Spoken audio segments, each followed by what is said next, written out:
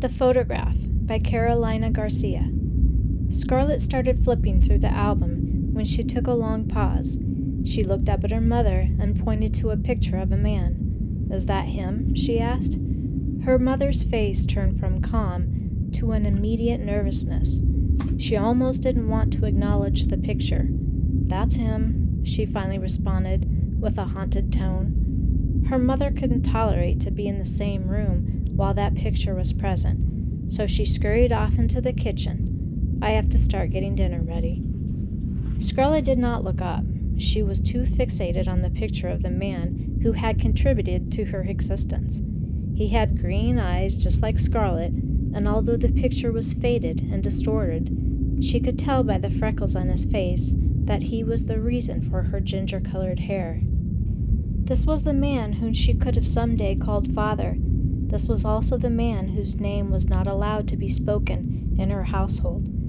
Not that she could ever break such a rule, considering her mother seemed to be the only one who knew his name. Her mother spent Scarlett's entire life dedicated to ensuring she never learned his name. He looked like a Fred, but he easily could have been a David or a Matthew.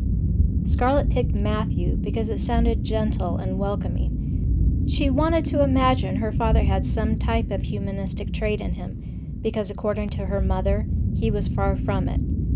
In the photo, he had a crooked smile as he was looking down at Scarlett, only a year old, sitting in her high chair.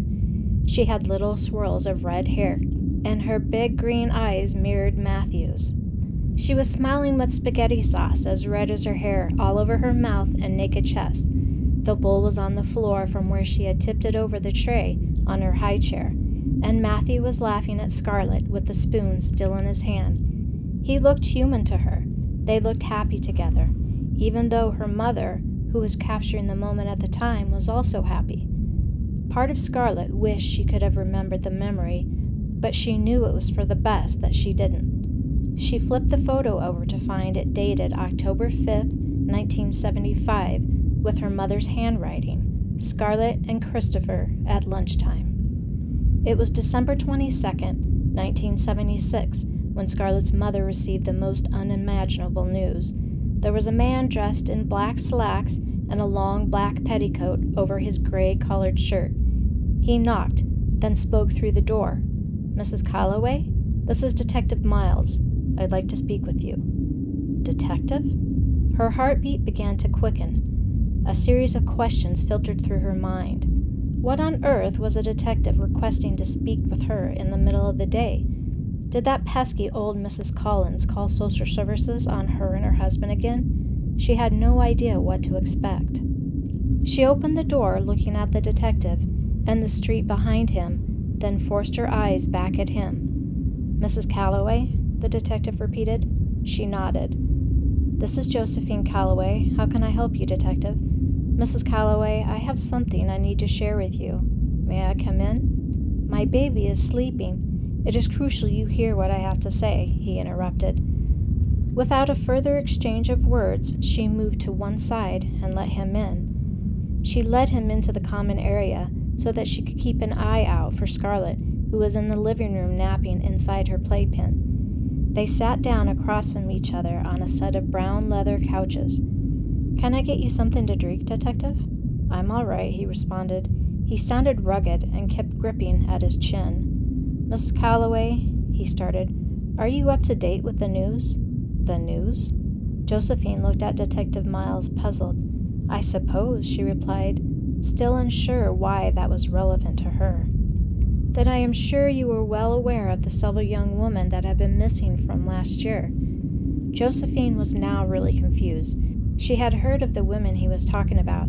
In fact, one of them, Jane Carmichael, lived a few blocks down. Poor girl had been missing all summer.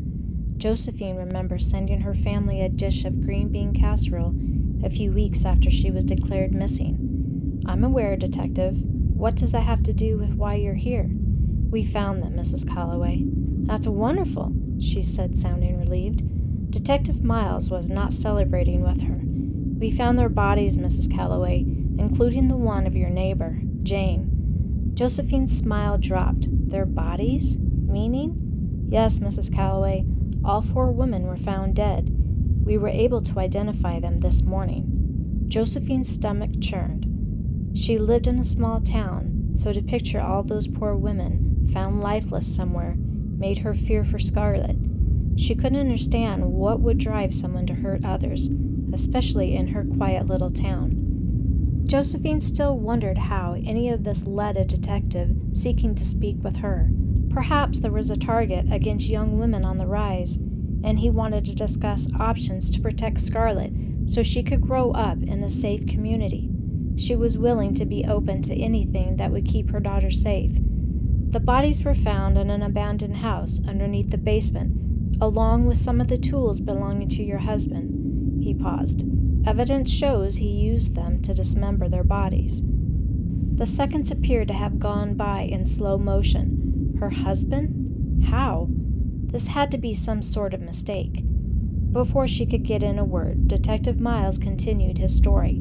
"Josephine," his voice echoed, "the DNA samples that were found match your husband's. We have placed him under arrest." Josephine's breathing began difficult, and there was a somber sound in her ears like bells ringing. Scarlett began to cry in the next room, making Josephine feel even more overwhelmed. She stood up quickly to tend to the baby, but knocked over a small porcelain elephant sitting on the coffee table. It was a Christmas present from Christopher, the night he had proposed to her. Detective Miles stood up, attempting to help her, but she swatted his arm out of the way. Her life was under attack, and she could not grasp the reality that her husband was a murderer, a monster. Josephine kneeled next to the playpen, staring at Scarlett crying. She began to cry with her. Scarlett was 25 years old, sitting on a hard plastic chair, staring into a glass that had a telephone line on each side of it. She was moments away from meeting Christopher Calloway, the infamous cold-blooded killer of Jacksonville, Oregon. She sat there holding the picture she had found in her mother's album when she was 8 years old. She stared at it, wondering what her father looked like now. She was aware of his crimes and wanted to meet him before his final moments alive. He was scheduled to be electrocuted at noon and was granted one last conversation with his daughter. She was nervous and excited, finally to meet him. She wasn't proud of what he had done, but she had to do this. Then from across the glass, a tall, slender man in an orange jumpsuit and reddish-gray hair sat down in front of her, with his hands resting in handcuffs. No tattoos, no large muscles, just an older man with a terrible life choice sitting in front of her. For a moment, neither of them spoke. Instead, they glanced at each other as if they were attempting to read each other's minds. It was like looking in a time capsule, their green eyes like magnets, locking them into a deep thought. After several minutes, Christopher finally spoke. "You have your mother's nose," he smiled, the same crooked smile. Scarlett had many thoughts in her head with limited time. She didn't know what to say, so she asked him the first thing that came to her mouth. "Why'd you do it?" Their eyes never looked away from each other, his crooked smile gone. She wished she could take it back, but it was already too late.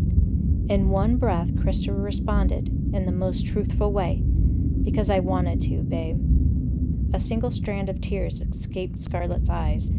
She slid the photo through a small opening and stood up. "Goodbye, Dad." It was 11:45, and Christopher was walking down a dark and cold hallway, accompanied by 2 prison guards and a priest. He was taken to a room with a bright light and unwelcoming walls, his electric throne awaiting him. He sat in his chair like a king being coronated. He sat there with his infamous crooked smile and the photo of him and Scarlett in his hand. He looked up and glanced through the glass wall in front of him to find a row of chairs, all but one empty. Scarlett stood there before him, once again locking their eyes. They stared at each other for the last 2 minutes, transferring each other's pain and memories, and perhaps even apologies. Christopher held onto the photo tightly in his right hand, never looking away from Scarlet. At last it was noon, and the king wore his crown with pride until the very end. The last piece of evidence of him and Scarlet burned in his hands. She did not take her eyes off of him until they took him away. After a few moments had gone by, Scarlet stood up and was escorted out of the building by the guards, and at that time she made sure not to ever look back.